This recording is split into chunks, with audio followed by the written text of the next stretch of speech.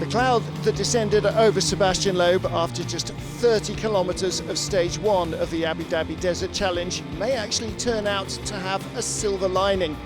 The W2RC Championship leader's closest rival, Nasser Al Attiyah, retired after a sixth gear crash yesterday, meaning he will score 0 points here, while the Frenchman picked up 5 bonus points as the winner of the stage.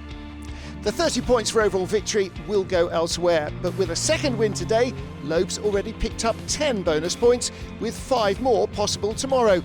But to take any of that, he must avoid all the trouble that the desert can throw at him, in whatever shape it comes.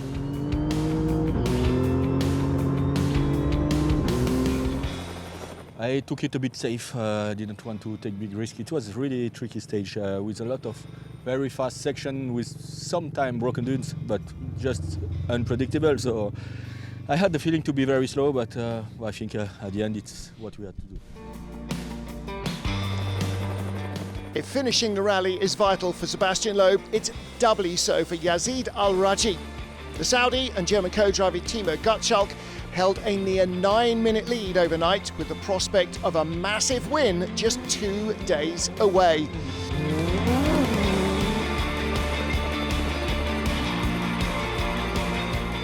But like Loeb, there was a lot more than just glory at stake. Even without a stage win, if Al-Rajhi claims victory, he'll be catapulted to joint third in the W2RC title race. The stakes are extremely high. And overall, we are lead in the stage. We don't need to fight with the stage and take a mistake and lose everything. Now I have again motivation after this race. We can go Argentina, maximum Morocco. Before my plan, Argentina not sure. Now sure I go. What a rally Martin Prokop is having.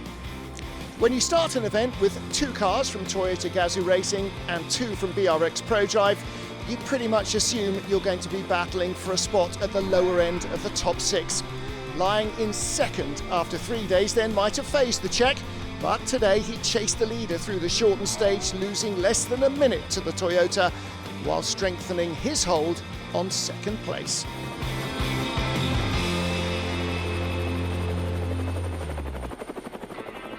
At the end of day one, Denis Krotov lay 6th after a tough battle with Juan Cruz Jacopini. 4th after day 2, with Jacopini no longer a threat, he found himself on the podium at the end of day 3, and that's where he remains, heading for his strongest results since winning the Silkway Rally in 2021. He's the best placed of the 3 X-Raid Minis on the event.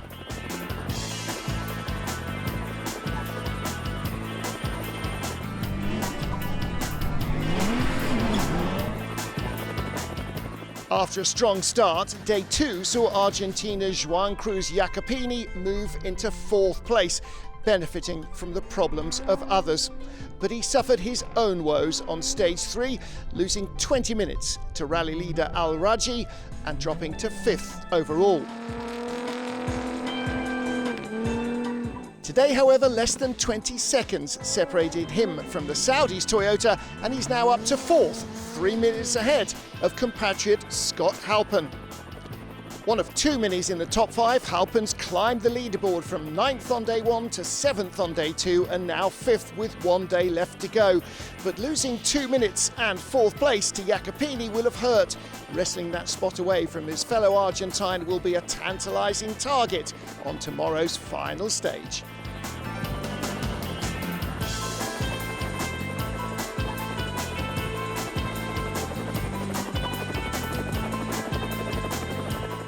While the gaps on the podium will be tough to close, the battle for 4th is a close one, with 200 kilometres left in which to decide it.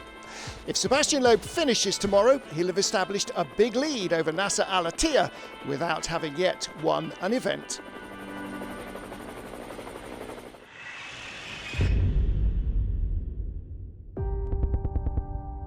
The role of the co-driver in rally raids is greatly misunderstood.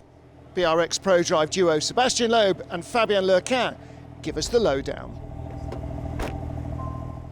It's a little tough being the co-driver because everybody talks about the driver all the time, but when you get lost and you lose a lot of time, that's the co-driver's fault. But it's all about teamwork, and the co-driver in rally raid is hyper important. It's 50% of the job.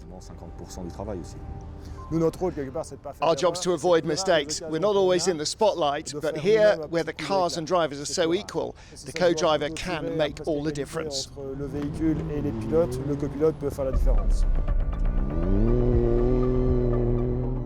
In WRC that I know well, we make the notes.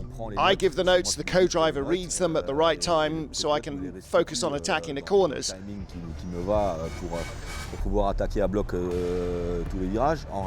In rally raid there's also navigation, waypoints, tracks to find, so the co-driver's role is hyper important. You can't talk too much. You've got to choose the essential information, the most important. You don't want to say everything. There just isn't the time for him to understand it. So you've got to give him the result of the equation, not the whole equation.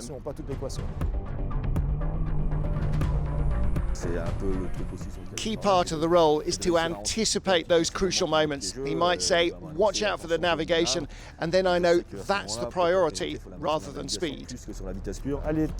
No matter how fast you go, with bad directions, it's nothing. If the driver slows down too much in a gully, you've lost a few seconds. You've got to keep in mind, the principle is to keep the car on four wheels rather than going fast. Savoir de quel côté on va avant d'aller vite.